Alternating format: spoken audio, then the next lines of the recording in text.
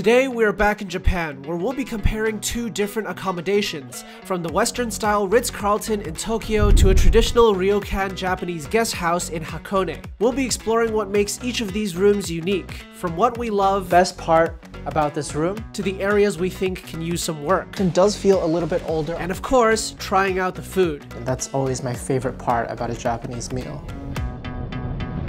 Let's head inside. We're starting here at the Ritz-Carlton in Tokyo's upscale Roppongi neighborhood. Let's go upstairs and check out our room.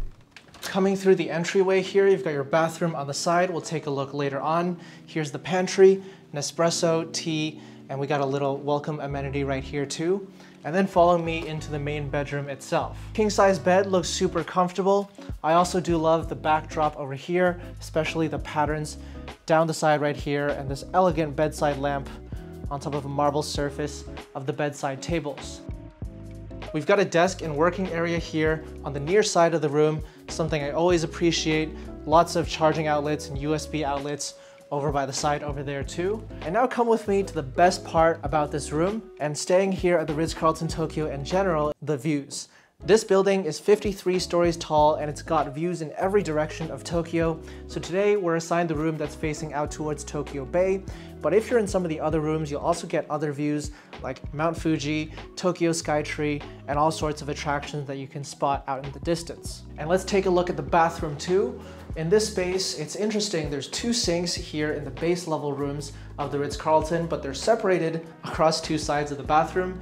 Bathtub over here, separate shower chamber through this frosted glass door right over here. Let's now head over to the town of Hakone to find out how the rooms at Yama No Chaya compare. Alright, this is our first time staying at a Ryokan. We're here at Yama No Chaya.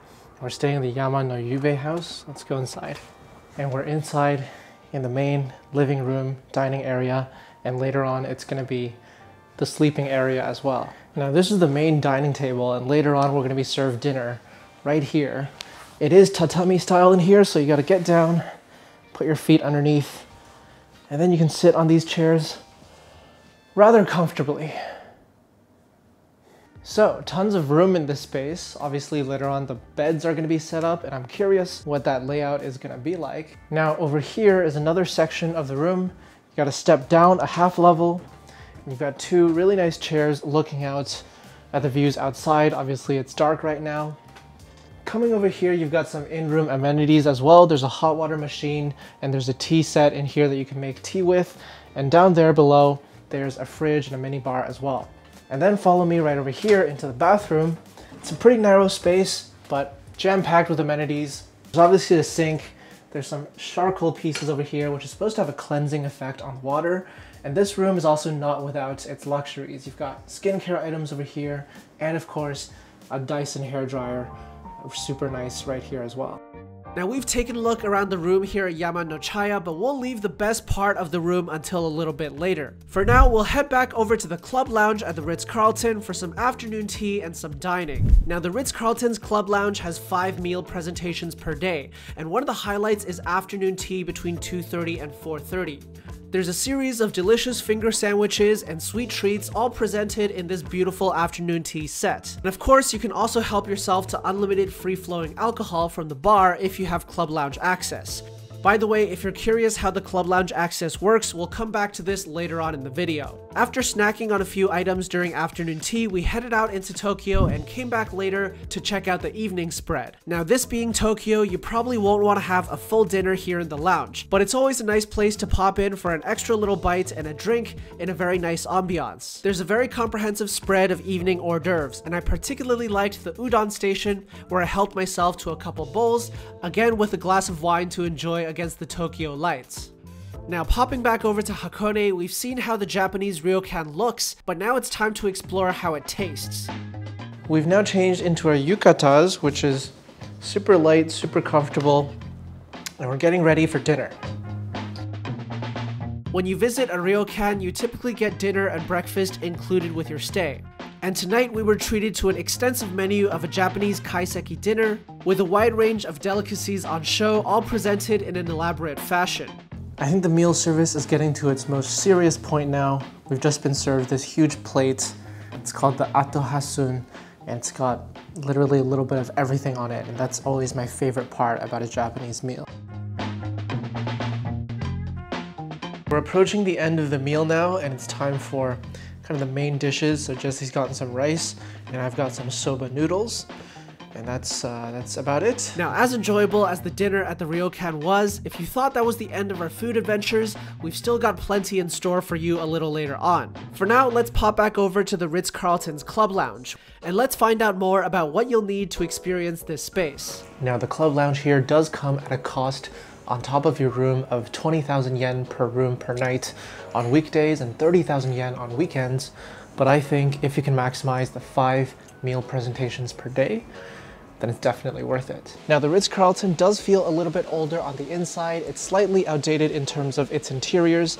I am told that renovations are planned for 2024, 2025 in a couple of years' time, so hopefully we'll see a bit of a newer identity around then. Now, if you're interested in booking the Ritz-Carlton Tokyo for yourself and getting some extra benefits during your stay, such as a $100 property credit, daily breakfast for 2, and a room upgrade and early check-in and late checkout subject to availability, then you can now book this hotel through the new booking service that we just launched. You can find the link and more information in the description below, and head to princeoftravel.com/booktravel and let us know if you're interested in booking your next hotel stay with us and getting extra benefits along the way. We'd be happy to help. Of course, no visit to Japan would be complete without a visit to the baths. And there's no shortage of that over at the Yama No Chaya Ryokan. Bright and early in the morning, heading over to the baths at the end of this little stone trail. Supposed to be one of the best baths here at Yama No Chaya. Here at the Ryokan, there's 4 baths in total, and they're all segregated by gender. So only men or women can go to one of the baths at any given moment, and it rotates throughout the day. So if you're staying here, you want to plan out your bath visits throughout the day so you can check off as many of the baths as possible, take a soak, take a dip, and make sure you respect the gender segregation rules.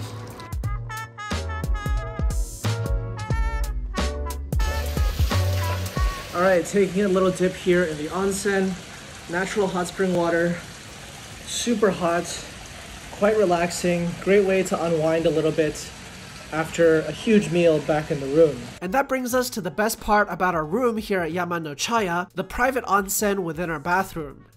The best bath though here at Yama No Chaya has got to be this private bath that you have in your very own room.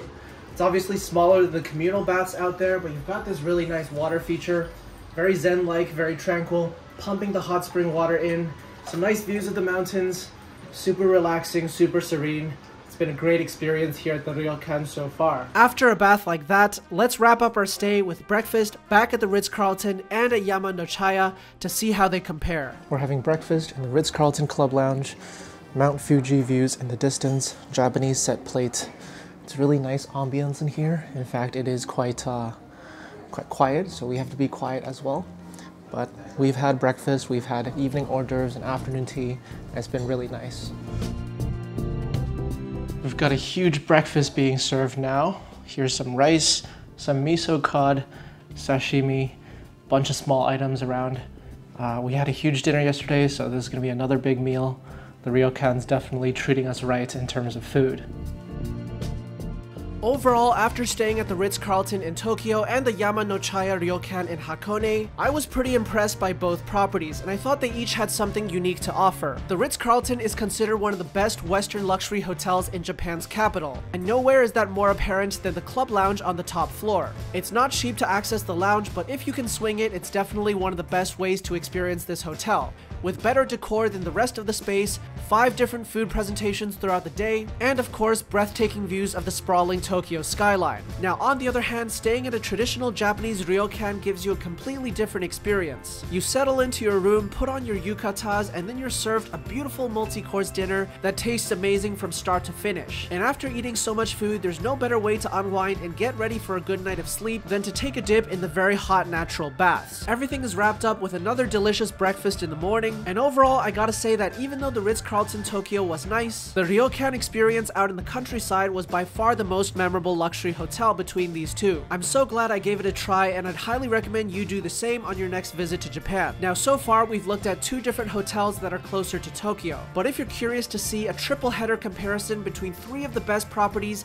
in Japan's imperial capital of Kyoto, then go ahead and watch this video next to find out which of Kyoto's luxury hotels is the best.